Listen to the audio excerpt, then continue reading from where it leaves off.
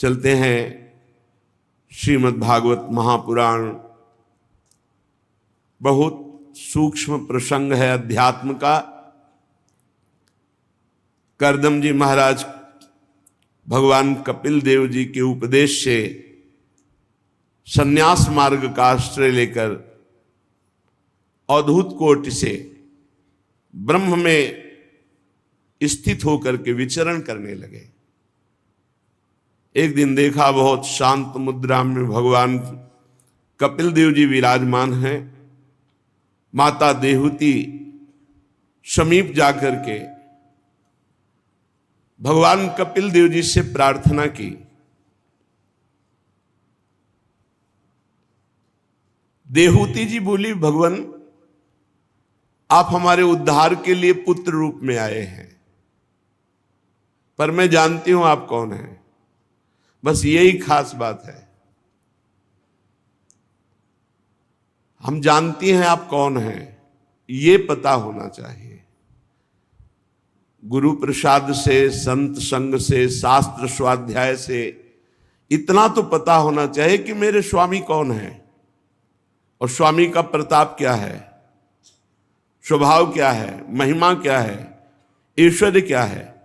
फिर पता चलता है इतना महान, वो इतना बड़ा प्रेमी है कि अपने प्रेमियों के चरण चापने में भी उसे संकोच नहीं होता, सारथी बनने में भी संकोच नहीं होता, लंगोटी धोने में भी संकोच नहीं होता। तब हृदय लुट जाता है। इतना महान और इतनी छोटी सेवा के लिए स्वयं भक्तों की परिचर्या करना। हे भूमन, ये दुष्ट इंद्रियां विषयों में भोगते भोगते इतना लंबा समय हो गया, ये ऊब ही नहीं रही। पर मैं ऊब गई हूं अब इंद्रियों को छूट देते देते। देख लो, भगवान की माताजी बनने का सौभाग्य मिला और महान योगी करदम जी की अर्धांगिनी और महान भगवत स्वरूप मनु जी की पुत्री। और इनको जो वैभव भोग मिला वो देवराज इंद्र के पास भी नहीं है, क्योंकि ये योग शक्ति के द्वारा प्राप्त भोगों को भोगा। कह रहे मैं ऊब गई, पर ये इंद्रियां दुष्ट कभी नहीं उबती। ये अनुभव लीजिए। अब मोड़ना होगा इंद्रियों को, जबरदस्ती हटाना होगा। हमको जो मन सलाह देता है कि भोग लो, तुम्हारे अनुभव में आ जाएगा कि कैसा सुख है, फिर मन हटा लेंगे, फिर इंद्रियां हटा लेंगे। बहुत बेईमान है ये, इसकी ऐसी चाल में मत फंसना। कोई बात नहीं, भगवान तो मिल ही जाएंगे, कृपा सिंधु हैं। अब ये भोग सामने उपस्थित है, भोग लेते हैं। बहुत बुरा फंस जाओगे। विषय चुगा जिन चुगय मन, चुगत कछुक सुख होए, फिर फांसी ऐसी लगे तेषम दुख ना हो। मान लो, पक्षियों को दाना दिखाई देता है, जाल नहीं। ऐसे भोगी पुरुष को भोग सुख दिखाई देता है, उसका बंधन नहीं। महापुरुषों को बंधन दिखाई देता है, भोग सुख नहीं। इंद्रियों को चाहे जितना भोग दे दो, पूरे जीवन भर ये कभी तृप्त नहीं हो सकती, ऐसी दुष्ट हैं ये। ज्यों का त्यों वैसे नवीन उत्साह रखती भोग भोगने के लिए। धिक्कार है। किसी का ज्ञान काम नहीं करता, भगवान की ऐसी बलवती माया है। वह एक बात काम करता है, शास्त्र आज्ञा का कभी भी उल्लंघन जो नहीं करता वो कभी भी माया में नहीं फंसता। शास्त्र संत गुरुदेव की आज्ञा में जो रहता है वो कभी माया में नहीं फंसता। और जो अपने को ज्ञानी और समर्थ समझकर थोड़ा भी उल्लंघन करेगा, फौरन फंसा लेगी माया। एक शब्द भी गुरुदेव की आज्ञा का उल्लंघन हुआ तो उतना ही माया फंसा लेगी। एक शब्द भी शास्त्र की आज्ञा का उल्लंघन हुआ तो उतना ही फंस जाओगे। जिसको माया मुक्त होना है तो अक्षरशः शास्त्र आज्ञा का पालन करो, नहीं फंस जाओगे। इंद्रियां बड़ी बलवान हैं, प्रमथन स्वभाव की हैं, वैसे ही बलवान उनका नेता मिल गया मन। तो 5 ज्ञानेंद्रियां और मन, ये मनमानी करके जीव को बार बार त्रास दे रहे, बंधन में डाल रहे, बार बार आवागमन के चक्र में डाल देते हैं। होश में उठो, सच्ची कह रहे हैं, अभी आप समझ नहीं पा रहे। बहुत दुष्ट है मन और इंद्रियां, इनके दुलार में फंस करके बहुत नीचा देखना पड़ता है और बहुत नीच गतियों को प्राप्त होना पड़ता है। एक जेलर आए थे बड़ी जेल के, वो कह रहे थे हमारे जेल में बहुत से ऐसे कैदी जो चिल्ला चिल्ला के रोते हैं कि हमसे मन और इंद्रियों ने ऐसा पाप करा लिया, मैं कभी नहीं करूंगा अगर एक बार मुझे छोड़ दिया जाए। बोले हमारे अधिकार में तो है नहीं कि छोड़ दूं, सजा हो चुकी। तो बोले उनको कैसे समझाऊं जो रो रो के दिन व्यतीत करते हैं। विचार कीजिए, मन और इंद्रियों ने ऐसी गलती करवा, कोई मित्र नहीं, कोई प्यार करने वाला नहीं। अगर तुम्हें लगता है कि विश्व में हमें कोई प्यार करता है तो धोखा। आखिरी में देख लेना, शब्द है हमारा, हम रहे ना रहे, शब्द तो अविनाशी है, पकड़ लो। कोई किसी को प्यार नहीं करता। अगर आप ये मानते हैं कि मुझे वो प्यार करता है तो अपनी वासना की पूर्ति के लिए आपको प्यार करता है, नहीं धज्जियां उड़ा देगा, तुम्हारी धज्जियां उड़ा देगा, रोगे, पैर पकड़ोगे, फिर भी तुम्हें कोई क्षमा नहीं करेगा। इसलिए भूल से भी मन और इंद्रियों की प्रेरणा से ऐसा कार्य मत कर देना जिससे जिंदगी बर्बाद हो जाए। ये बर्बाद कर देती है जिंदगी, इंद्रिया, मन। बड़ी मीठी मुस्कान से, मधुरता पूर्वक, पूर्ण समर्पण, ऐसा लगेगा कि भगवान ने हमारी साधना का फल दिया है, ऐसे माया आती है। और फिर चरणों में झुका के, रौंद के, नष्ट करके, रुला के, बर्बाद करके फिर जाते कि देख शास्त्र और गुरु की आज्ञा का उल्लंघन का फल, अब तू पूरे जीवन बर्बाद होकर बैठ, किसी काम का नहीं रह गया, जा रहे हो। ये बात नोट कर लो। अगर तुम्हें जीवन में भगवत प्राप्ति करना तो भजन बने ना बने, माया का स्पर्श मत कर लेना। गुरु आज्ञा, शास्त्र आज्ञा का उल्लंघन नहीं करोगे, पड़े रहोगे तो भगवत प्राप्ति हो जाएगी। हमारी बात सुन लेना। क्यों? भरोसे में हो श्री जी के। ऐसे हो क्या? साधारण नहीं हो तुम, असाधारण हो चुके हो। तुम भगवत संबंध से युक्त हो, तुम्हारा संबंध ब्रह्म संबंध हो चुका है। संबंध से तुम्हें भगवत प्राप्ति हो जाएगी, पर पड़े रहो। इधर उधर मन और इंद्रियों की, हाथ उठा के कहता हूं, मन और इंद्रियों की बात में मत लगना। ये इतनी नीच राक्षसी है, ये ऐसे फंसा देंगे कि आहा भाई नहीं बोल पाओगे किसी से, उत्तर भी नहीं दे पाओगे किसी को, ऐसे नीच हैं। तो हे भगवान मैं ऊब गई हूं, देहूति जी कह रहे हैं। देखिए इंद्रियां कितनी बलवान है, आगे प्रसंग में आएगा। एक गंधर्व गंगा जी में अप्सराओं के साथ विहार कर रहा है, जल के लिए आदमी विविध प्रकार। जमदग्नि जी की अर्धांगिनी रेणुका जी, वो संध्या का जल लेने गई थी। उन्होंने गंधर्व को और अप्सराओं को केली करते देखा, अच्छा लगा। बस वह केली अच्छी लगी, केवल देखने में रुचिकर लगी, कोई पाप वासना नहीं हुई।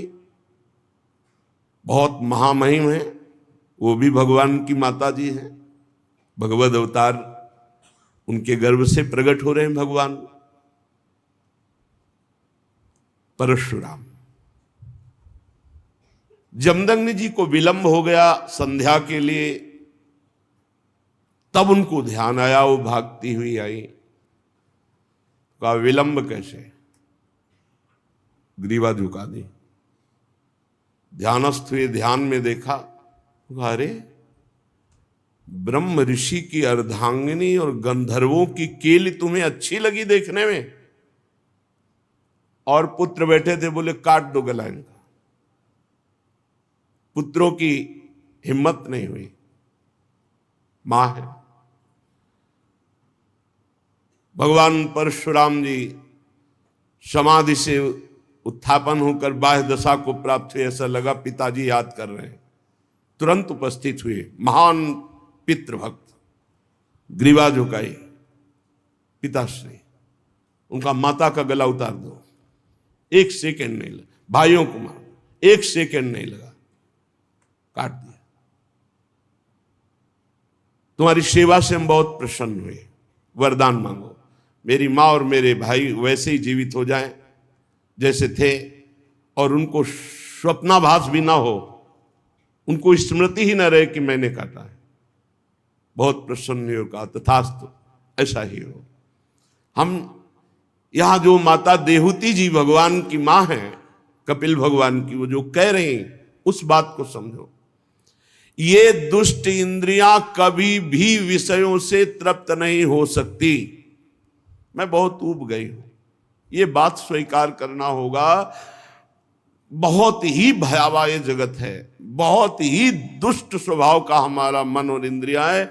अगर हमारा भजन छूटा, शास्त्र और गुरु आज्ञा के विपरीत चले, तो ऐसी जगह फंसा देंगे कि रोते रहोगे, रोते रहोगे, कोई रास्ता नहीं। और फिर ये दुष्ट हमारे ही संग रहेंगे, ये मन इंद्रियां रहेंगी हमारे संग ही, बार बार पश्चाताप करेंगे, लेकिन फंसा देंगी। फिर फांसी ऐसी परे तेषम दुख न कोई। जब बड़े बड़े महापुरुषों की इंद्रियों को माया खींच सकती है, तो हम तो साधारण जीव हैं, हमको बहुत सावधान रहना है। ऐसी जलन हृदय में तुम्हारे रात दिन रहेगी और शांत करके तुम्हें नरक भेज देगी। बहुत सावधान। प्रभु ये इंद्रियां मांग रखती रहती हो, मैं इनको पूरा करने में लगती, पूरा जीवन व्यतीत हो गया, मैं अज्ञान अंधकार में पड़ गई हूं। ये अपने लिए नहीं कह रहे, क्योंकि उनका अज्ञान अंधकार क्या, स्वयं ज्ञान के भास्कर भगवान कपिल देव जी पुत्र रूप में आए, वो तो मुक्त ही हैं, जिनके गर्भ से भगवान आए, वो हमारे लिए कह रहे। इन इंद्रियों की नई नई मांगे और उनके पूर्ण करने में हमारा पूरा जीवन बर्बाद हो गया। कभी जितेंद्रियता का अभिमान भी न करे। अगर बढ़िया साधन पूरे जीवन से चल रहा है तो अभिमान भी मत करना।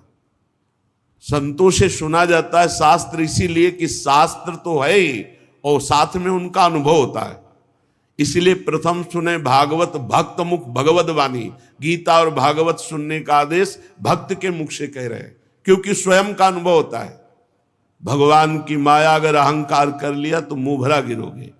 डरते रहो और प्रार्थना करते रहो कि हे हरि गुरु, कभी मेरे हृदय में अहंकार ना आवे, कभी वचन से भी ना निकल जाए कि मैं जितेंद्रिय हूं, मैं प्रतिग्रह रहित हूं, मैं कभी विषय सेवन नहीं, कभी ना निकल जाए, नहीं हाहाकार मच जाएगा जीवन में।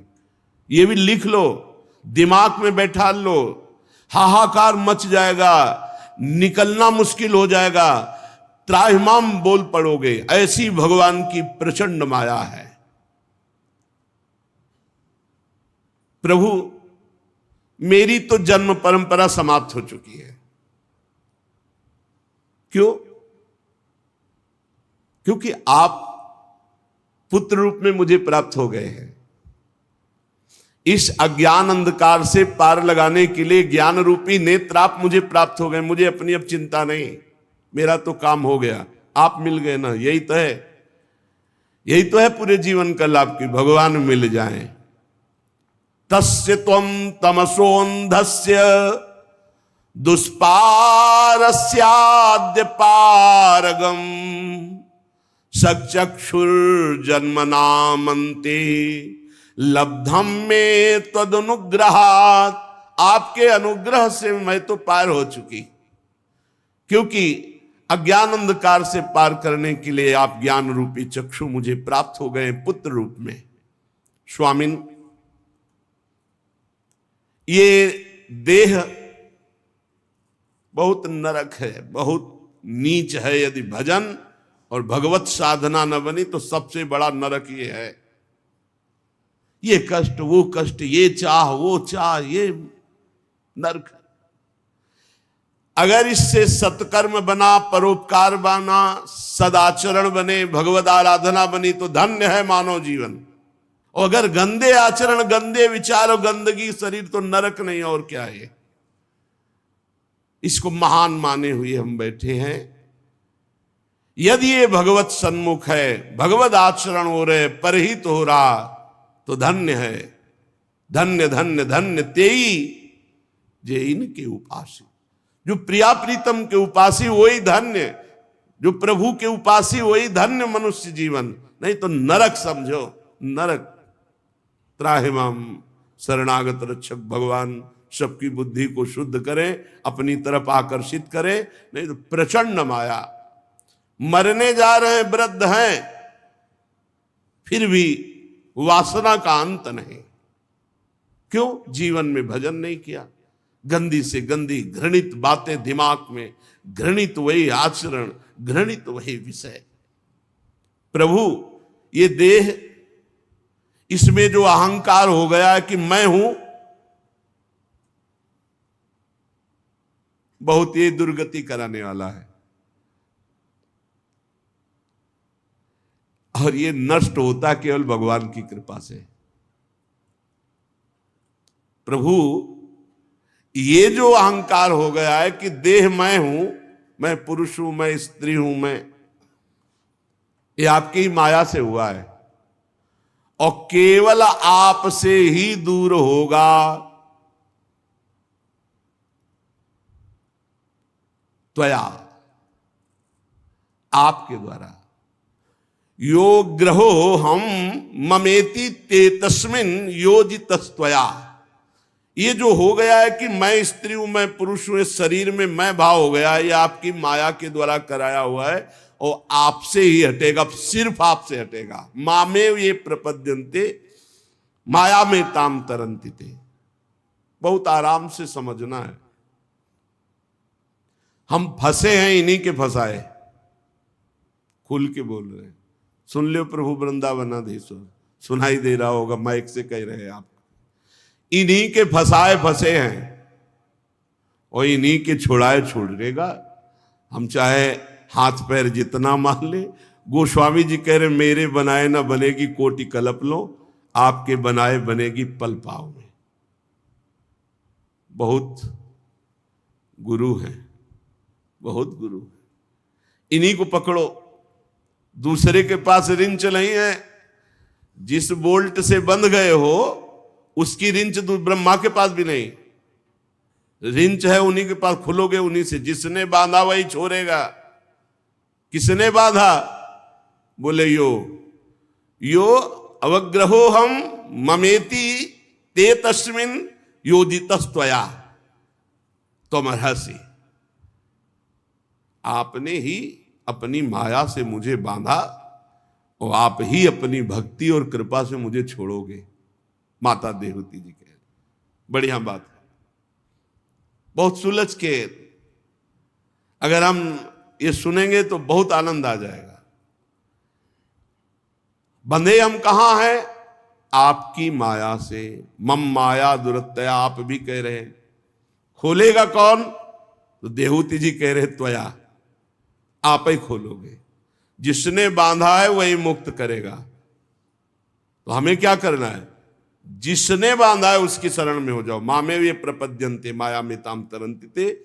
उन्हीं की माया ने बांधा है, वही मुझे माया मुक्त करेंगे। तो भगवान की शरण में हो जाए।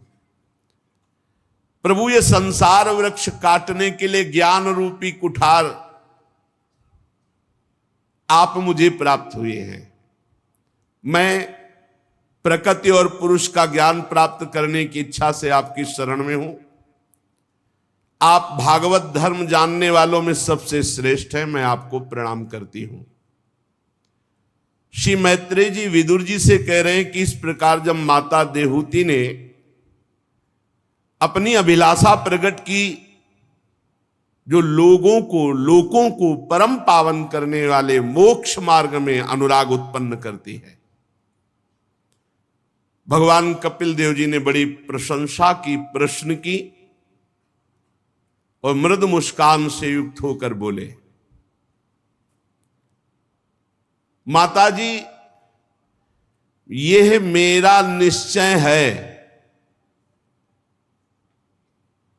चिंता शोक भय दुख विषाद जन्म मृत्यु, इससे मुक्त होने का एकमात्र उपाय अध्यात्म मार्ग है, दूसरा नहीं है। माताजी ये मेरा निश्चित मत है, आनंदित होने के लिए, परम सुखी होने के लिए, चिंता भय शोक जन्म मृत्यु मिटाने के लिए एकमात्र अध्यात्म मार्ग है, अध्यात्म मार्ग। इसी में आत्यंतिक सुख है। आत्यंतिक सुख कहते हैं जहां बिल्कुल दुख नहीं है, जहां ये लौकिक न दुख है न सुख है, अखंड आनंद। हे मां, सब अंगों से संपन्न उस योग का मैंने पहले नारद आदि ऋषियों के सामने वर्णन किया। अब आपने इच्छा प्रकट की है तो मैं आपको सुना रहा हूं। चेतः खलवश्य बंधाय मुक्तये चात्मनो मतम गुणेषु सक्तम बंधाय रतम वा पुंस्य मुक्तये। माताजी, जीव के बंधन का कारण क्या है? मन। और मोक्ष का कारण क्या है? यही मन। बहुत ध्यान देने योग्य बात है। हमारे बंधन और मोक्ष का कारण क्या है? मन। तो दोनों बंधन और मोक्ष का कारण मन है, तो हम कैसे जाने कि कौन सा मन बंधन का कारण है, कौन सा मन मोक्ष का कारण है? तो जो भगवान को भूल करके विषयों का चिंतन करता है वह मन बंधन का कारण है, और जो विषयों से बैरागी होकर भगवान का चिंतन करता है वह मन मोक्ष का कारण है। खुली बात। जिसका मन भगवान का चिंतन करता है वो मुक्त है। जो भगवान से विमुख होकर संसार का चिंतन करता है वो बंधा हुआ मन है। माताजी, अहम ममाभिमानोत्थैः काम लोभादिभिर्मलैः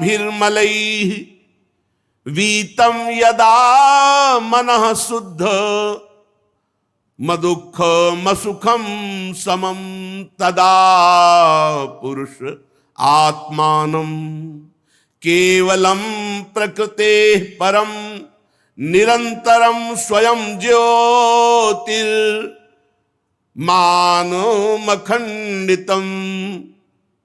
माताजी,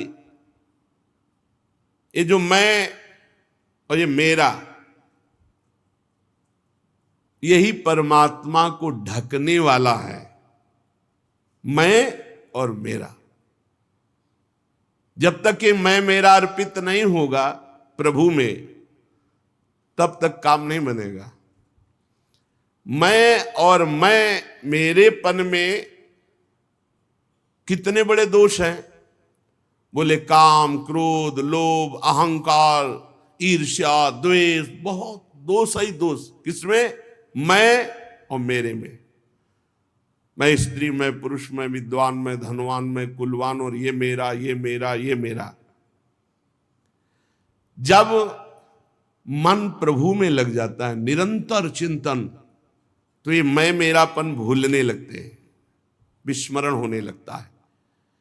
और जहां मैं मेरापन छूटा कि सारे विकार नष्ट हुए और वो स्वयं मुक्तता का अनुभव करने लगता है। वो सुख दुख से छूटकर सम अवस्था को प्राप्त हो जाता है।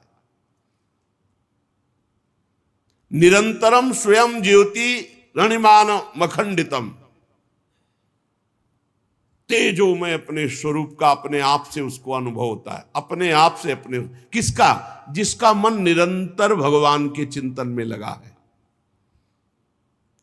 ज्ञान वैराग्य युक्तेन भक्ति युक्तेन चात्मना परिपश्यत्युदासीनम प्रकृतिम च हतौजसम। हे माता जी, जब कोई सत्संग के द्वारा, शास्त्र स्वाध्याय के द्वारा ये ज्ञान प्राप्त करता है कि जो मेरा मन व्यर्थ के भोगों की आकांक्षा करता है, व्यर्थ का चिंतन करता है, इसी को संभालने के लिए तो हमारा मानव जन्म हुआ है। और वो मन को संभालता है, अर्थात वैराग्यवान बनाता है। शास्त्र ज्ञान से वैराग्य और वैराग्य से फिर ज्ञान। जो ज्ञान अभी हुआ ये ब्रह्मबोध हुआ, या भक्ति युक्तेन चात्मना। दो बातें बताई, या तो शास्त्र ज्ञान प्राप्त हुआ, फिर भोगों से वैराग्य, और फिर स्वरूप बोध तो मुक्त हो गया, या सीधे तन मन प्राण सर्वस्व भगवान को समर्पित करके और भगवान का भजन करता हुआ। ये दोनों को यही अनुभव होता है कि ये माया शक्तिहीन है। जो भजनानंदी है उसके आगे कोई माया का पावर नहीं। जो बोध संपन्न महापुरुष, वहां माया है ही नहीं। लेकिन हम लोग जो बीच वाले हैं, न ज्यादा ज्ञानी और न ज्यादा ज्ञानी हैं, इन्हीं को थप्पड़ लग रहे हैं माया के। जैसे अभी एक दिन सत्संग में सुना था कि दो ही सुखी है, या तो एकदम जिसका फेल हो चुका है दिमाग, पागल, और या जो एकदम बोध संपन्न है। वो बीच के जितने सब पिस रहे हैं, थोड़ा ज्ञान, थोड़ा आकर्षण माया का। जो भगवत प्राप्ति के निमित्त भक्ति करता है, भक्ति युक्तेन चात्मना। तो क्या और कारणों के लिए भी भक्ति होती है क्या? हाँ, जैसे माला चलाया जाता है तो एक भजन के लिए भी माला चलाया जाता है, और एक दूसरे के नाश के लिए भी चलाया जाता है। मारण, मोहन, वशीकरण, उच्चाटन, बहुत तरह की भजन वृत्तियां हैं। हाँ, ऐसी वृत्तियां हैं। भजन का बड़ा प्रभाव है। अगर तामसिक मंत्रों का प्रयोग कर दे तो मतलब तत्काल मृत्यु हो जाए, अकाल मृत्यु हो जाए। मंत्र बल, अब पर अपना जीवन बर्बाद कर दिया ना, किसी का अहित कर दिया मंत्र बल से। जैसे यज्ञ होती भगवान नारायण की प्रसन्नता के लिए, लेकिन अविचार भी तो यज्ञ का होता है, दूसरों के नाश के लिए। जैसे सुदक्षिण कर रहा था काशी में बैठा हुआ द्वारिकाधीश के लिए। बहुत ऐसे हैं जो भक्ति केवल भगवत प्राप्ति के लिए होती है, उसी का यहां भाव वर्णन कर रहे हैं कि या तो ज्ञान और ज्ञान से वैराग्य और वैराग्य से बोध, और या फिर सर्वात्म भाव से भगवान में समर्पित होकर श्री हरि की प्राप्ति के लिए भक्ति। भजन केवल भगवत प्राप्ति के लिए, ना संकट निवृत्ति के लिए, ना अर्थ प्राप्ति के लिए, ना किसी को दुख देने के लिए।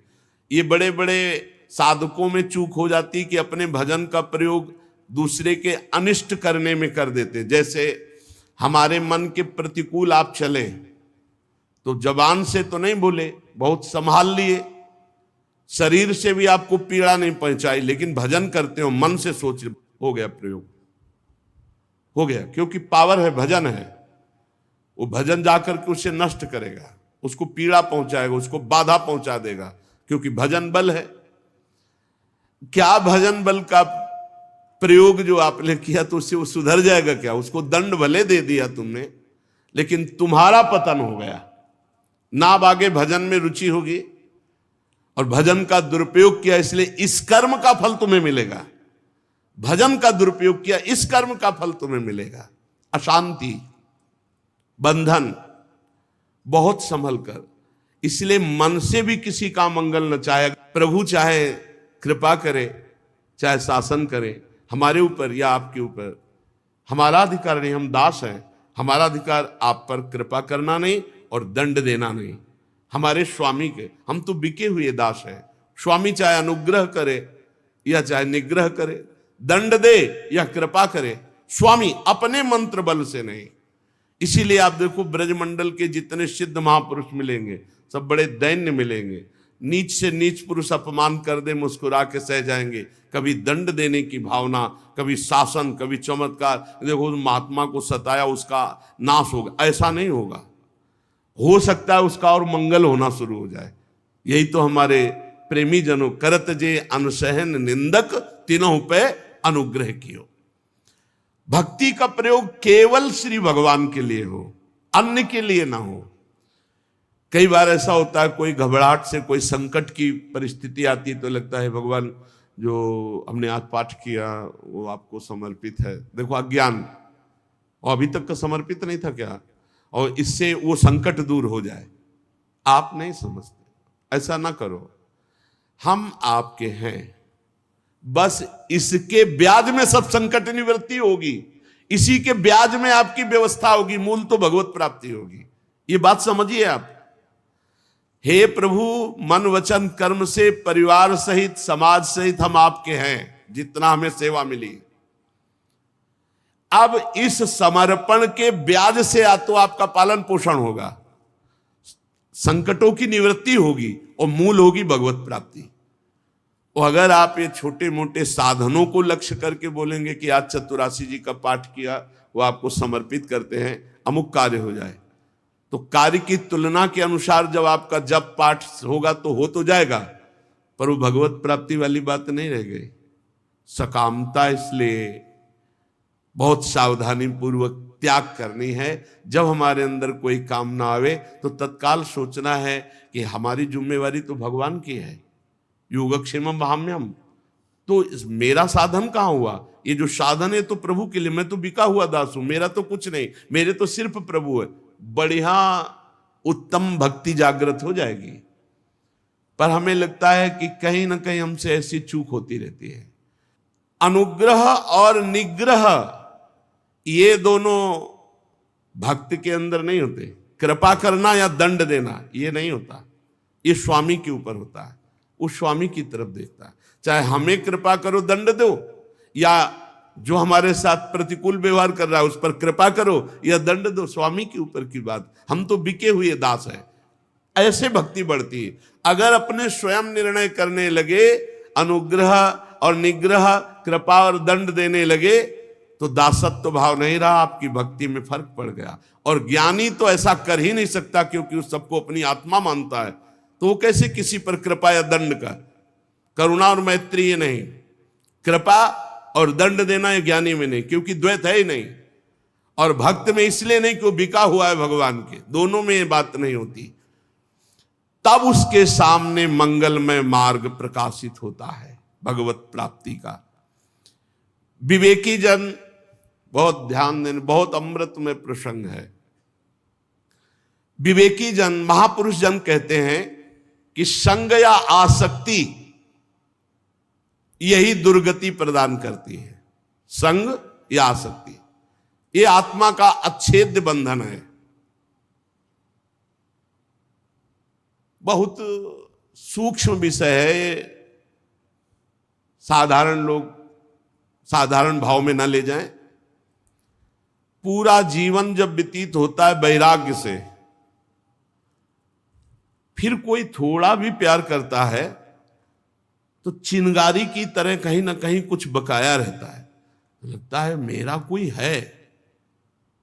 बस समझ लीजिए कि ये वो है जो पूरे जीवन के परिणाम में गुणा लगा देने वाला है।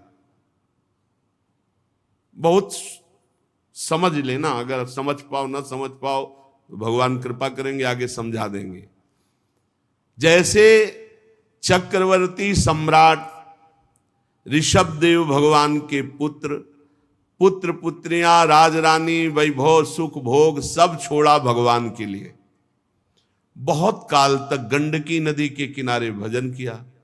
थोड़ा हिरन के बच्चे में, अब वो कोमल कोमल सींगों से ऐसे खुजलाता ना, तो जैसे राजकुमार गोद में हो ऐसे हिरण के बच्चे को लेकर छाती से लगाते और वत्स तेरा मंगल हो। मतलब छुपा हुआ राग पुत्र पुत्री और परिवार का पूरा हिरण पे आ गया। वो अगला जन्म हिरण का हो गया। पूरे जीवन में हमारे प्रिय शब्द केवल भगवान के लिए रहे। जीवन में मैं और मेरा ना आने पावे। मैं ना, मेरा ना, मैं नहीं मेरा नहीं, ये दो शब्द रहे। बहुत कठिन है। मैं नहीं और मेरा नहीं, ये बस आराम से समझना है, यही हमारा बंधन है।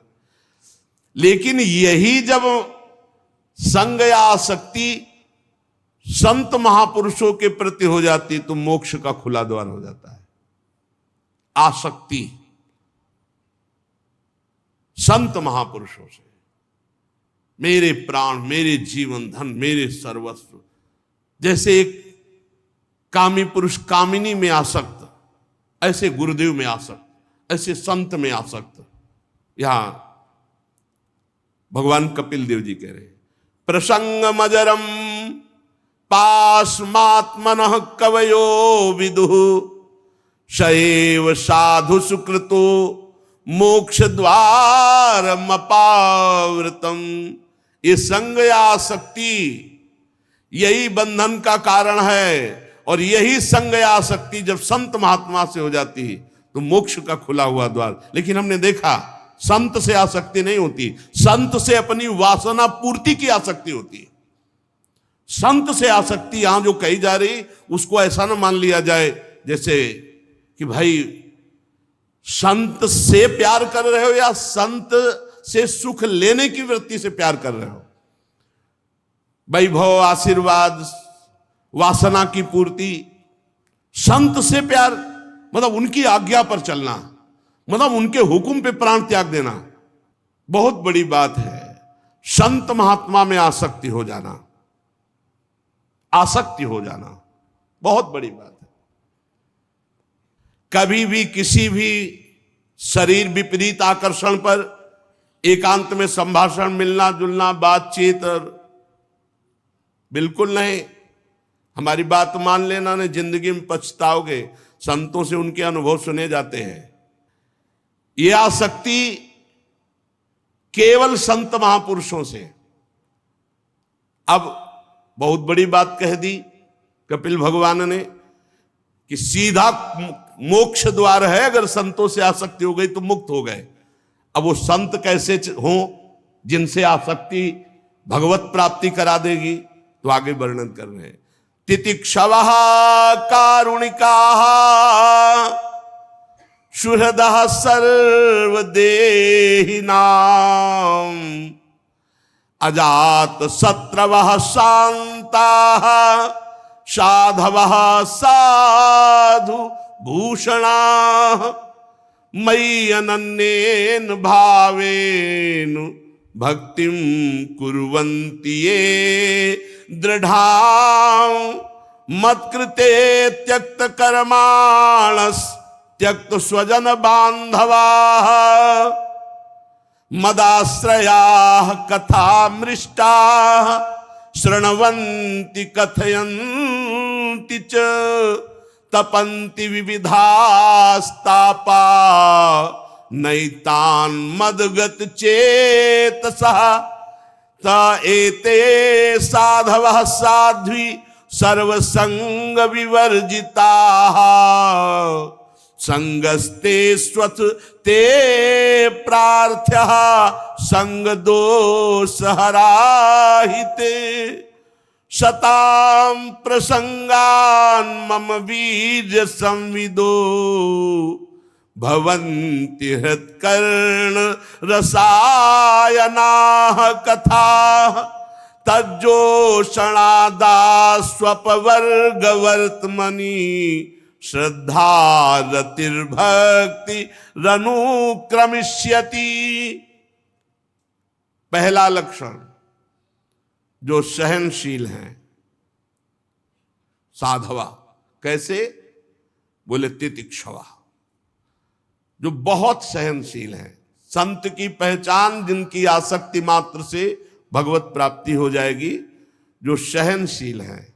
कई संतों को देखा, उस दिन तो बार बार प्रणाम मन कर रहा था। संत थे तो अरुण भगवा वस्त्र धारण के सब्जी मंडी में सब्जी मांग रहे थे, तो एक आदमी रजोगुणी वेश पैंट शर्ट से थप्पड़ मारा सामने से उनके गाल में। वो 60-65 वर्ष के दो महात्मा एक साथ, झोली टांगी हुई थी, सब्जी मौन ऐसे झोली ऐसे फैला दी, कोई एक परवल डाल दिया, कोई एक आलू डाल दी, कोई ऐसे हाथ जोड़ दिए। अलग अलग भाव के लोग थे। वो उतरा गाड़ी से, कुछ नहीं बोले तो उसको और जिद चढ़ गई, लात मारा उसने सामने से पीछे से दोनों महात्माओं के, लेकिन उन्होंने मुड़कर नहीं देखा। हम बार बार उनकी इस वृत्ति को देख के हृदय शीतल होता, प्रणाम करते रहे कि आप जैसे महात्माओं से ये जगत पावन होता है। ये गुप्त रूप से विचरण करने वाले अवधूत शिरोमणियों, आपके चरणों से तीर्थी कुर्वन्ति तीर्थानि। आप जैसे महात्मा जब तीर्थों का स्पर्श करते हैं तो उनमें तीर्थत्व आ जाता है। सबसे पहली पहचान साधु की तितिक्षवा, सहनशील। बहुत कठिन है सहनशीलता। उपदेश कर लेना, सुन लेना सरल है, लेकिन जब कोई अपमान करता है उस समय सहना। अपमान तो इतना भी, भरी बाजार में थप्पड़ मार रहे हो, महात्मा हेर भी नहीं रहे। क्या स्थिति है। मतलब एक बार तो बनता है ना कि एक दो लात थप्पड़ के बाद देखना कि ये भाई क्या है, क्या है, देव या ना देव, मतलब आप मार क्यों रहे हो। इतना तो प्रार्थना। वो बोले भी नहीं, देखे भी नहीं, और क्रिया भी नहीं बंद की। अगली दुकान में फिर जाके वैसे झोली फैला दी। प्रणाम है ऐसे महापुरुषों को जो तितिक्षवा, बड़े सहन। प्रकृति सर्दी गर्मी बरसाते और मनुष्य के द्वारा दी हुई प्रतिकूलता। दूसरा कारुणिका, बड़े दयालु स्वभाव के। इसी का दुरुपयोग होता है। कभी कभी संतों की दया का दुरुपयोग लोग करते हैं। इसीलिए उड़िया बाबा ने कहा है, दया बिना साधु कसाई, और दया करी तो आफत आई। पक्का एक बार करें, सैकड़ों बार का अनुभव है। अब दया न करे तो साधु कैसा। श्री चैतन्य महाप्रभु ने श्री सनातन जी को जो उपदेश किया, उसमें कहा, जीवे दया नामे रुचि वैष्णव सेवा। इसके अलावा और कोई उच्च कोटि का साधन नहीं। वैष्णव सेवा हो और जीवों पर दया हो और खूब नाम जप हो रहा, इससे बड़ा कोई साधन है ही नहीं। पक्का पक्का। दया बिना साधु कसाई, दया नहीं तो साधु को कसाई क्या। और दया करी तो आफत आई। बहुत बचा के दया का खेल खेलना है। दया के खेल में ही जन्म के जन्म व्यतीत हो गए। जन्म के जन्म यही दया, और दया नहीं तो साधु कैसा। कारुणिका, दया तो करनी है, पर दया संभाल के करनी है। जैसे पानी में डूबे हुए आदमी को निकालने के लिए भावावेश में कूद मत जाना, नहीं तो कई मर गए। एक परिकर में 8 नौजवान स्नान कर रहे थे और एक का पैर फिसला, तो बचाने के लिए क्रम बाई क्रम 8 कूदे। वो 8 को एक जैसे 2 डूब रहे, तीसरा उनको बचाने, वो चौथा तो 8 मंडली सहित डूब गए, क्योंकि एक दूसरे श्वास लेने के लिए दबाते हुए 8 क्रम बाई क्रम हुए। निकालने वाला इतना प्रवीण होना चाहिए कि सहारा दिया जाता है। नाम वाणी लीला धाम, इसका सहारा दिया जाता है और दूर रहा जाता है। पर दूर रह करके वो सहारा पकड़ नहीं पाता है, तो लगता थोड़ा जैसे जमीन पे गिरा हुआ हो तो उसे वैसे ही झुक के गिर के उठाया जाता है। तो गिरने वाला ये ना समझे कि ये गिरा है, नहीं, वो तुम्हारे उठाने के लिए झुका है। लेकिन भ्रम ये हो जाता है कि ये मेरी क्वालिटी का है क्योंकि गिरा है। बस वही चूक हो जाती है। साधु को साधु ना समझ करके अपने समान समझ लिया जाता है तो उनकी दया का दुरुपयोग होता है। कारुणिकाहा, दया तो करनी पर बहुत संभाल के करनी है। ये जीवन भर ध्यान रखो, तुम्हारी भाव में कभी मृदुता ना आने पावे। भाव में थोड़ी सिकुड़न बनी रहनी चाहिए। जब किसी से बात करो उसको लगना चाहिए ये ज्यादा बात करोगे तो गुस्सा ही आने वाली है, बच जाओगे। हम जो आपको बता रहे, वाणी जी जो कह रही वो सिद्धों की बात कह रही, साधकों की नहीं। साधकों को हंस बोले बहुमान दे में नहीं आना। करुणा तब स्थिति जब भगवान तुम्हारे नेत्रों में सामने दिखाई दे रहे हो तब हमें लगता, नहीं तो तब तक चुपचाप साधन में लगो, ज्यादा दया वाले मार्ग में ना जाओ, नहीं तो बहुत ही गड़बड़ हो जाता है। बहुत विचित्र दया है। इस दया रूपी फांसी से भी बचो। यद्यपि ये साधु का सद्गुण है, साधु का स्वभाव है, साधक का स्वभाव है दया करना, पर फंसा भी देता है बहुत बचा के, बहुत बचा के। तो कह रहे हैं कि संत जिनसे हमारी आसक्ति मात्र से भगवत प्राप्ति हो जाएगी वो तितिक्षवः और कारुणिकाः, दयावान हो। सुहृदा सर्वदेहि नाम, उनका किसी से अपना परायापन नहीं होता, सबके प्रति प्यार होता है।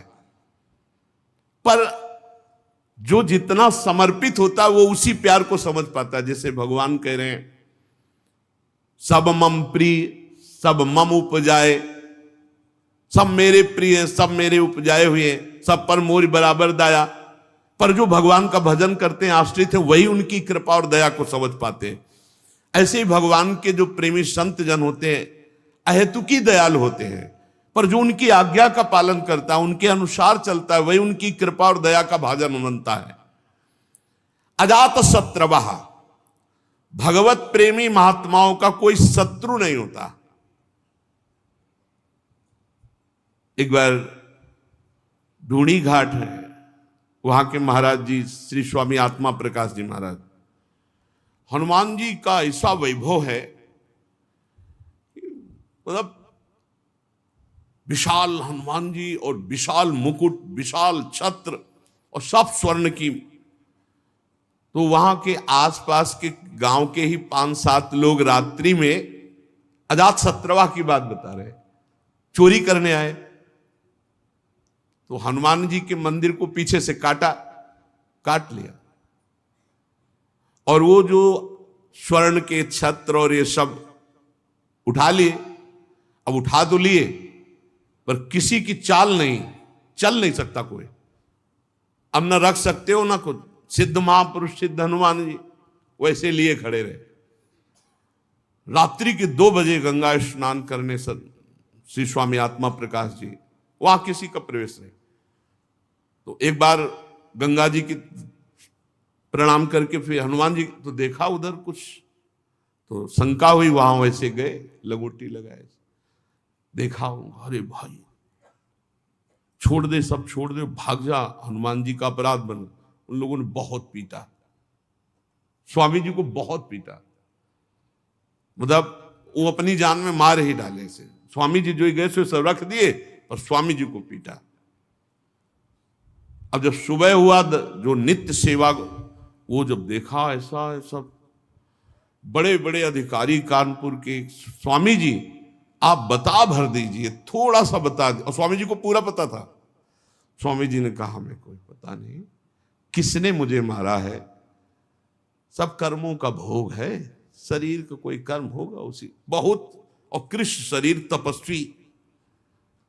अजात शत्रवः, भगवान के प्रेमी जन, भगवान के संत जन कभी किसी को अपना शत्रु नहीं मानते कि वो तप बल के द्वारा या किसी समाज बल के द्वारा या पदाधिकारी बल के द्वारा उसको दंड दिलवा दे। जिनका शत्रु हुआ ही नहीं सृष्टि में, उसे अजात शत्रु कहते हैं। अपने यहां सेवक वाणी में लिखा है, हरिवंश नाम लीन जे अजात शत्रु ते सदा। जो नाम में निरंतर लीन है उनके हृदय में शत्रुता रहती ही नहीं। पूरे विश्व में उनका कोई दुश्मन नहीं होता, भले उनसे कोई दुश्मनी माने, नहीं होता। अजात शत्रवः। और शांताः, सबसे पहला भाव है अपने यहां शांत भाव, शांत दास्य सख्य वात्सल्य गोपी भाव सहचरी भाव, शांत भाव। शांत वही है जो हर स्थिति में शांत रहे। द्वंद्वों में समता ही शांति है। सेवक जी महाराज सेवक वाणी में, शत्रु मित्र सम जानी, मान मान अपमान सम, दुख सुख लाभ न हानि, यह है शांत भाव। शत्रु मित्र में समान भाव, मान अपमान में, निंदा स्तुति में, लाभ हानि में, सुख दुख में शांत। किसी भी स्थिति में अशांति नहीं, शांत किसी भी स्थिति में। बड़ा कठिन बात है, कह तो गए निंदा स्तुति में कुछ नहीं। सामने से जब कोई गाली देता है ना और निंदा करता है ना, फिर हृदय में बिल्कुल कुछ नहीं होना चाहिए। जैसे हमारे सामने कोई दूसरी भाषा में हमें गाली दे तो हमें कुछ नहीं होगा, क्योंकि हम समझते नहीं क्या बोल रहा है। जब हमारी भाषा में हमको गाली दे और हम समझते हुए भी हमारे हृदय में कोई परिवर्तन न हो, कोई क्षोभ न हो, कोई स्थिति न भी, बड़ा कठिन बात है। ये तभी हो सकता है जब भगवान की कृपा प्रसाद से द्वैत भाव मिट गया है, सब में ब्रह्म भाव भगवत भाव, तभी शांत भाव की स्थिति होती है। तो भगवान के जो प्रेमी संत जन वो शांता, और कह रहे हैं कि साधवा साधु भूषणा। साधु का एक स्वभाव होता है जो बहुत सरल होता, छल कपट नहीं होता। पर छल कपटी लोग उनके स्वभाव को कपट ही समझेंगे। उनका सरल स्वभाव, न मन कुटिलाई, कुटिलता नहीं होती, सरल स्वभाव होता है। साधवा साधु भूषणा, सरल स्वभाव और दूसरों का सम्मान करना, यह संतों में स्वाभाविक स्थिति होती है। सहनशील, दयालु, समस्त देहधारियों के अकारण हितैषी, किसी के प्रति शत्रु भाव न रहना, शांत स्वभाव, सरल स्वभाव, दूसरों का सम्मान देने का स्वभाव। और खास बात, मई अनन्य भावेन भक्तिम कुर्वन्ति ये दृणाम, जो मेरे में अनन्य होते हैं, स्वप्न में भी किसी और की आशा नहीं, एकमात्र प्रभु की। प्रभु से एक प्रार्थना किया जाए नित्य तो बहुत जल्दी लाभ मिलेगा। हे प्रभु, मन वचन कर्म से मैं आपका सेवक हूं, अब मेरे मन और इंद्रियां आपके विपरीत जा रहे हैं, तो नाथ आप हमें ऐसी सामर्थ्य दो कि मेरा मन मेरी इंद्रियां आपकी तरफ जाएं, आपके सिवा किसी की तरफ ना जाएं। प्रभु शरणागत रक्षक हो, आप हमारी रक्षा करो। हमारी इंद्रियां, हमारे मन गलत मार्ग में जा रहे हैं। नाथ कहीं अविश्वास ना पैदा हो जाए, इनके द्वारा रचे हुए षड्यंत्र में कहीं मैं फंस न जाऊं। प्रभु कृपा करो। रोज 1-2 मिनट तो प्रार्थना करनी ही चाहिए। संत जन जिनके शरणागति मात्र से, संग मात्र से भगवत प्राप्ति, बोले मई अनन्य भावेन भक्तिम कुर्वन्ति ये दृणाम, मेरे में अनन्य भाव। अन्य कोई मंत्र, अन्य कोई तपस्या, कोई बल, कोई योग, कुछ नहीं। बड़े प्रलोभन आते हैं जीवन में, ये मंत्र सीख लो ऐसा हो जाएगा, ये मंत्र सीख लो ऐसा हो जाएगा, बड़े प्रलोभन। एक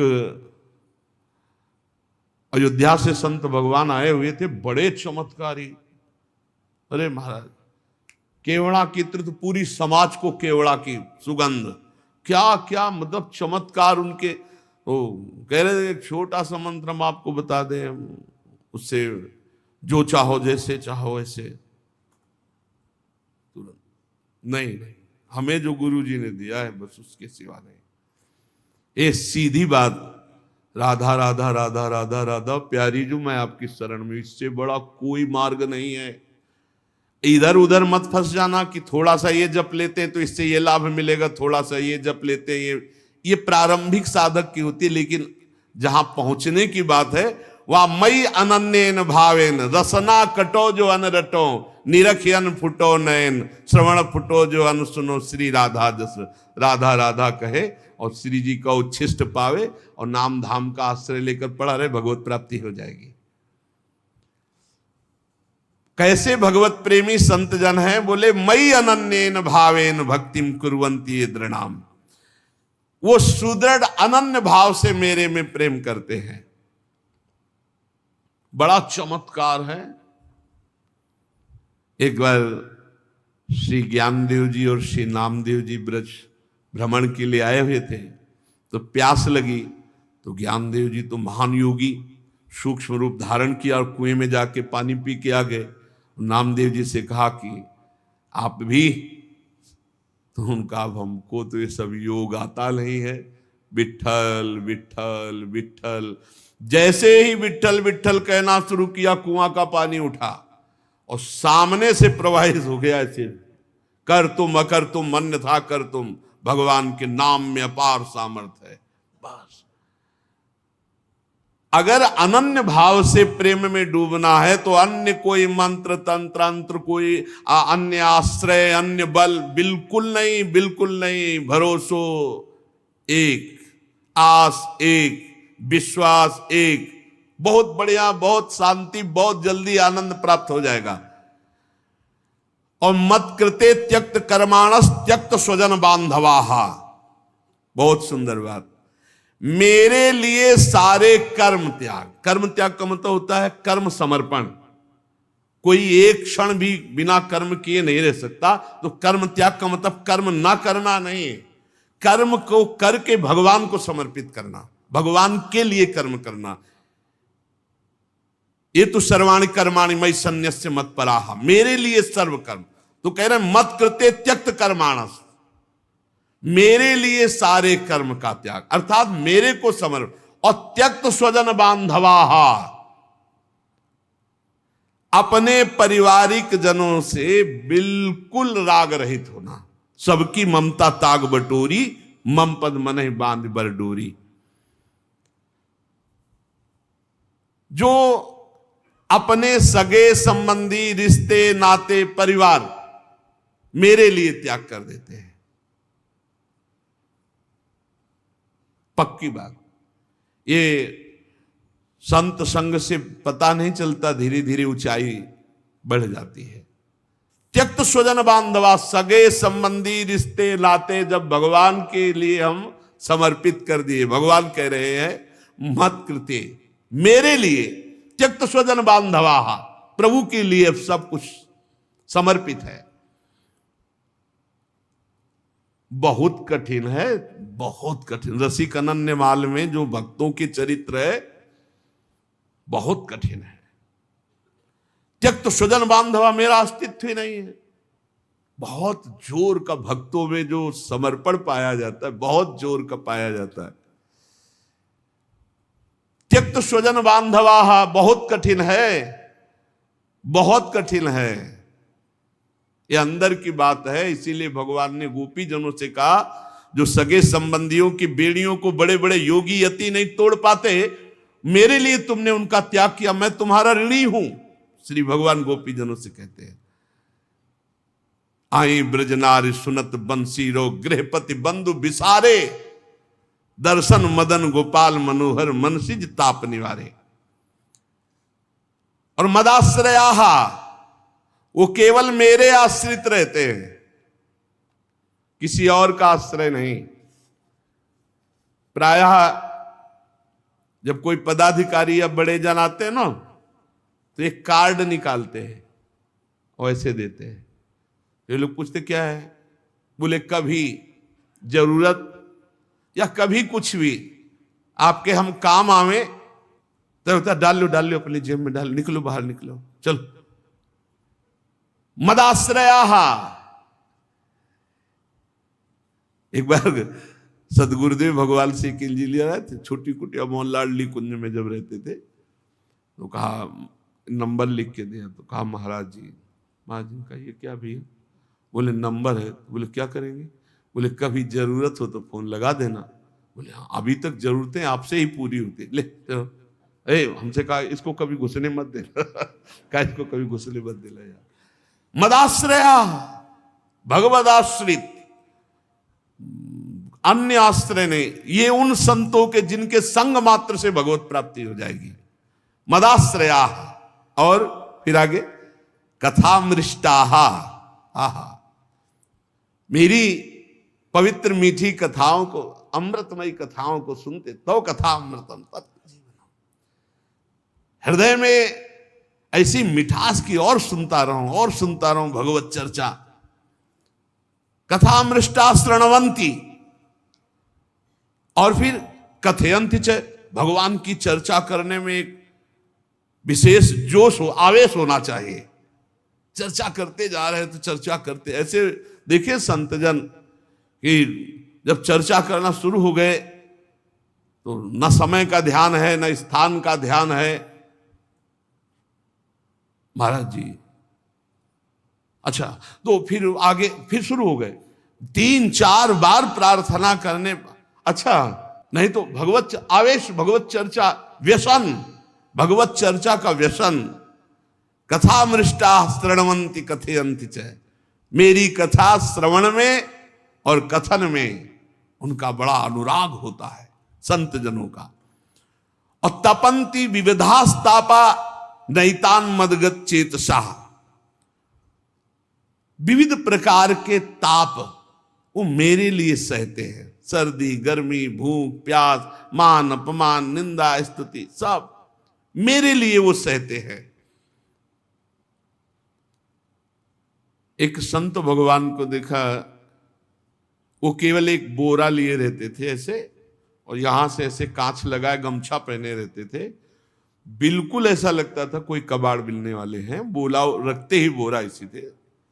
और बड़े उच्च कोटि के संत, कई दिन उन पर जब नजर हुई तो उनकी जो वृत्ति देखी तो लगा कि वृत्ति तो भगवदाकार है। तो एक दिन ये जो बर्फ फैक्ट्री के सामने बट वृक्ष है उसके आगे वो ऐसे फुटपाथ में बैठे थे। तो रात्रि में जब भिक्षा मांग कर पाके लौटते थे तब कहीं कोई न कोई महापुरुष मिलते थे। बैठ गए उनके नजदीक तो बोरा उठाया चल दिया। हमको सुनो सुनो महाराज, थोड़ी देर तो बैठ लो, आप जैसे गुरुजनों संतजनों की कृपा से ही अपने लोग चल पाएंगे। वो आप उठाए बोरा चल दिए महाराज। फिर आगे बढ़े उनके, फिर वो एकांत में जब देखा तो क्या है, कुछ नहीं, बस आपके पास बैठना है। बैठ गए। तुमका ऐसी स्थिति आपको कहां से प्राप्त हुई? तो उनका श्रीमद् भगवद गीता जी से। आप भिक्षा, बोले अयाचक वृत्ति जो मिल जाए। बोरा में क्या लिए? कुछ नहीं ऐसे टांगे। तो कहा ये क्यों टांगे हो? बोले ये सब रक्षा के लिए है। उनको बोरा क्या रक्षा करता है? बोले लोगों के दिमाग में तो आता है ना कि पागल है, या तो कबाड़ बटोरता है।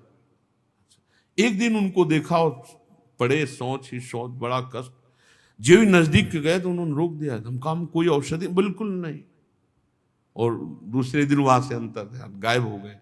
बड़े सहनशील और केवल भगवद आश्रित कई ऐसे महात्माओं के दर्शन हुए। एक महात्मा को देखा, गोरे दाऊ जी हैं, उनके सामने वो लौटते रहते थे, सबकी दंडवत ऐसे लौटते रहते। रात्रि के जब आए तो वर्षा हो रही थी, पेड़ के नीचे भीगे ऐसे खड़े, बस ओठ चल रहे थे। महाराज जी उस समय मदन टेर में रहते हैं। आप कुटिया चलेंगे, वहां थोड़ा कुछ भोग रखा है, आप ले लीजिए। आ गए। उनसे पूछा आपको ऐसी स्थिति कैसे प्राप्त हुई? ये बहुत अंदर जिज्ञासा रहती थी कि हमारा ऐसा अनुमान है कि आपका निरंतर नाम चलता है, आप देह भाव से अतीत, सर्दी और वर्षा हो रही है और आप ऐसे पेड़ के नीचे खड़े रहते हैं, आप किसी, तो आपको ऐसी स्थिति? तो उनका एक नाम बताया, उनका इस नाम के निरंतर जपने से मुझे ऐसी स्थिति। तो उनका आप सबको प्रणाम करते हैं, थक नहीं जाते? बोले नहीं, जिसको प्यार करता हूँ भगवान सब में दिखाई देते, तो मुझे हर दंडवत में और बल मिलता है, और बल मिलता है। बड़े सुंदर सुंदर वृंदावन धाम है ना, एक से एक दिव्य संतों के दर्शन होते हैं। जब भगवान मिलाते हैं वैसे ही भगवान आपके पास से निकल जाएंगे, आप जानोगे नहीं कौन किस कोटि का है, महापुरुष है। भक्त मेरे संसार के तरह तरह के ताप कष्ट मेरे लिए सहते हैं, मेरे लिए सहते हैं। साध्वी ताएते साधवा साध्वी सर्व संग विवर्जिता। ऐसे ऐसे मेरे जो भक्त हैं सर्व संग परित्यागी, वो महापुरुष होते हैं। तुम्हें ऐसे ही संतों के संग करने का भाव रखना चाहिए, क्योंकि उनके संग से सब दोषों का नाश हो जाता है। कभी कभी ऐसा होता है कि तुम्हारे किसी महान दोष को नष्ट करने के लिए वो दोष की लीला करते हैं, लाओ ये खाया जाए, ये खाया जाए, और इतना आपको उस बात से घृणा हो जाएगी, वो ऐसे ढंग से अपनी वस्तु देते हैं कि समझ में नहीं आता। बोले ऐसे ऐसे सर्वसंग परित्यागी महापुरुष होते हैं जो आसक्ति से उत्पन्न होने वाले सारे दोषों का ही हरण कर लेते हैं। सत्पुरुषों के समागम में सताम प्रसंगान मम वीर संविदो भवंति हृत्कर्ण रसायना कथा। जहां मेरे भक्तजन होते वहां स्वाभाविक ही होता ही रहता है भगवत चर्चा। मेरे पराक्रमों का यथार्थ ज्ञान कराने वाली, हृदय और कान को प्रिय लगने वाली मेरी चर्चाएं होती रहती है। भगवान चर्चा में बड़ी सामर्थ्य है। रत्नावती जी और कोई साधन नहीं की, केवल दासी चरण चापते हुए जब भगवत चर्चा करने लगी, उसी के प्रभाव से श्री नाभा जी ने भक्त भूप रत्नावती कहा है। भक्तों की राजा रत्नावती, केवल लीला श्रवण मात्र से इतनी ऊंची महान भक्ति। जो मेरी लीला कथाओं को सुनते रहते हैं, उन्हें मोक्ष मार्ग में श्रद्धा, मेरे में प्रेम और मेरी भक्ति का उनके हृदय में विकास, जो मेरी सृष्टि आदि लीलाओं का चिंतन करने से लौकिक पारलौकिक सुखों में वैराग्य हो जाता है। जब ये सोचे कि सबको मरना है और प्रलय होगी, सब नाश ही होना है, तो लगता है जल्दी करो भगवत प्राप्ति कर लो। और जब ये बात भूल जाते हैं मरना, तो लगता है ये भी भोग भोग लो, ये भी भोग भोग लो। भगवान कह रहे मेरी सृष्टि आदि लीलाओं का चिंतन करने से लोक परलोक के भोगों से वैराग होता है कि सब जलेगा। जब भगवान संकर्षण के मुख से विषैली अग्नि निकलेगी और 12 सूर्य, तो आग ही लग जाएगी, 100 वर्ष तक सब भस्म होगा, या उसके पहले ही भगवत प्राप्ति कर लो। मतलब भयंकर कलयुग आगे और आएगा, फिर और बड़ा अत्याचार, उसके पहले भगवत प्राप्ति कर लो। एक परार्ध बीत गया है, दूसरा परार्ध चल रहा है, महाप्रलय। जब ये परार्ध पूरा हो जाएगा तो महाप्रलय होगी। ये उसके पहले इसी जन्म में भगवत प्राप्ति कर लो, नाम जप लो, भगवान के आश्रित हो जाओ। भगवान की भक्ति बड़ी सरलता पूर्वक भगवत प्राप्ति करा देती है। इस प्रकार प्रकृति के गुणों से उत्पन्न हुए शब्दादि विषयों का त्याग करने से, वैराग्य युक्त ज्ञान से, योग से, मेरे प्रति की हुई सुदृढ़ भक्ति से और मुझे सर्वस्व समर्पण करने से मेरी प्राप्ति हो जाती है। भगवान ने कई साधन बताए, वैराग्य युक्त ज्ञान से, या अष्टांग योग से, या विषयों के त्याग से, या मेरे प्रति सुदृढ़ भक्ति, क्या सर्वस्व अर्पित कर दो। हे नाथ मैं आपका, वो संभाल लेंगे। लहर लहर हरि आप संभालें, हरि आप ही उतारे तेरा भार, उदासी मन काहे को करे, तेरा राम जी करेंगे बेड़ा पार। पक्का विश्वास कर लो, भगवान के भरोसे हो जाओ, सब संभाल लेंगे। अपने तो कह रहे हैं, हम बार बार कह रहे हैं, अपने कुछ कर सकते हैं तो बिगाड़ कर सकते हैं और कुछ नहीं कर सकते। हम तो अपनी बात कहते हैं, आप अपनी जानो। अगर हमको कहा जाए कि तुम क्या कर सकते हो, तो हम बिगाड़ कर सकते हैं। स्वामी हरदास जी भी महाराज कह रहे हैं, मोह सोना बिगाड़न को तो सोना संवारन को। संवार सकते हो तो प्रभु आप संभाल सकते हो, और कहो तुम करो तो तोड़ फोड़ जरूर कर सकते हैं। आपके विधान में तोड़ फोड़ कर सकते हैं, हम तो उपद्रव कर सकते हैं, संभाल आप सकते हो। अब संभालना पक्की बात है, उपद्रव हमारी तरफ से होगा, संभाल आपकी। तो सोना संवारन को, मोसो ना बिगाड़न को, तोई मोई पड़ी होर कौन धो जीते कौन दो हारे, पर बदी न तोड़ हमारी आपकी चल रही। आप संवारते संवारते हार गए और मैं बिगाड़ते बिगाड़ते जीत गया, बस इसी में जीत है। हे नाथ मैं जैसा हूं आपका हूं, ये भाव और निरंतर नाम जपने का अभ्यास, और इसी जन्म में हमें भगवत प्राप्ति हो जाए ऐसी थोड़ी लालसा, तो भगवान की कृपा से भगवत प्रेमी महात्माओं के संग से ये जन्म हमारा सार्थक हो जाएगा। शेष चर्चा आगे। श्री राधा वल्लभ लाल की।